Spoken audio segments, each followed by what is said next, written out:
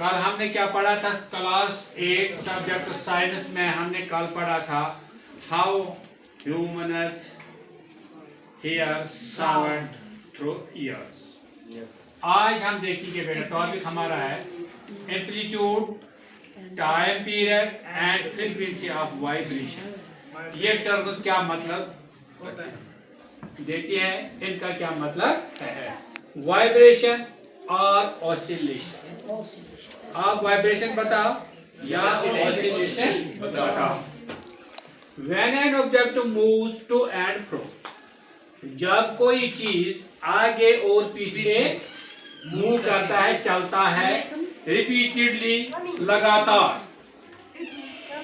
About it's main position, अपनी असल position से ये आगे पीछे चला जाता है, इज कॉल्ड वाइब्रेशन और ऑसिलेशन। इसकी हरकत को, जो चीज ऐसे समझो इस तरह करता है, रिपीटेडली, लगातार करता है, लगातार करता है, उसको बोलते हैं वाइब्रेशन या ऑसिलेशन। वही मैंने यहाँ लिखा, when an object moves to and fro repeatedly about its main position is called vibration or oscillation।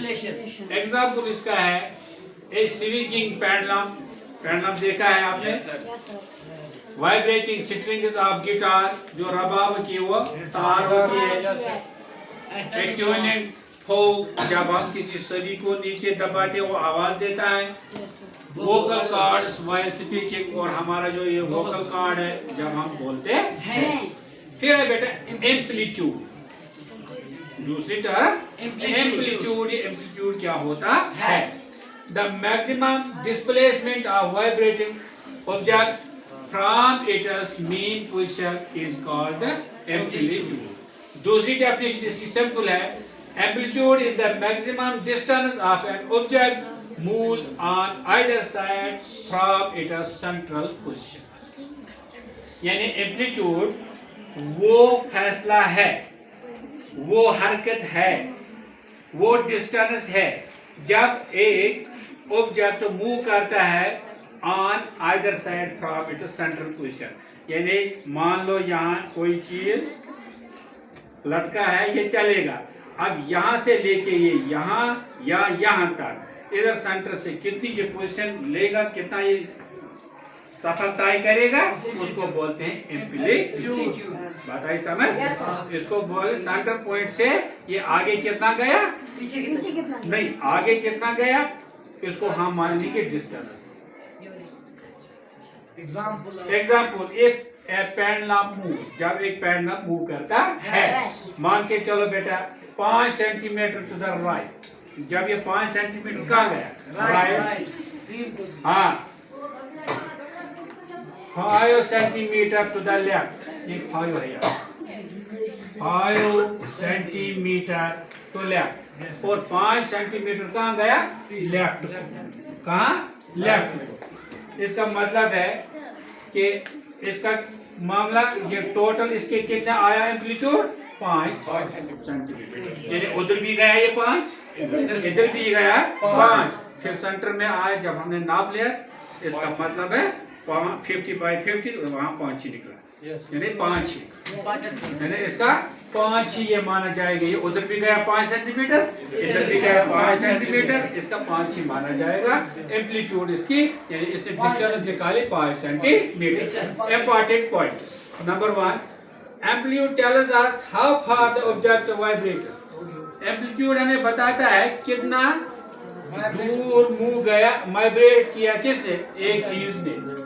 Greater amplitude means louder sound, जितना ज्यादा क्या होगा एम्पलीट्यूड, उतना ज्यादा साउंड, बड़ी आवाज आएगी।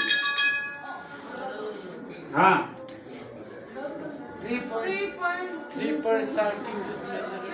3.7 is measured in nice. It is measured in meters, यानी एम्पलीट्यूड मेजर किया जाता है मीटर्स में या सेंटीमीटर्स में। फिर time period, time taken to complete one vibration oscillation. Time period का मतलब है कि कितना टाइम उठाया इसने वाइब्रेशन या ऑसिलेशन कंप्लीट करने में, कॉल्ड टाइम पीरियड। सिंबल इसका टी है, यूनिट इसका एसआई। तो फिर है फ्रीक्वेंसी। क्या है? Frequency. The number of vibration is complete in 1 second. कितनी वाइब्रेशन ये करेगा? 1 सेकंड में। 1 सेकंड में कितनी, उसको बोलते हैं फ्रीक्वेंसी। और इसका सिंबल है, ऐसा यूनिट इसका हर्ट्ज है, एच दिखाई देता है। इस तरह आज मैंने आपको बताया बेटा ऑसिलेशन वाइब्रेशन क्या होती है, फ्रीक्वेंसी क्या होती है और टाइम पीरियड क्या होती है। मुझे उम्मीद है कि आपको ये अच्छी तरीके से समझ आया होगा। तो खुदा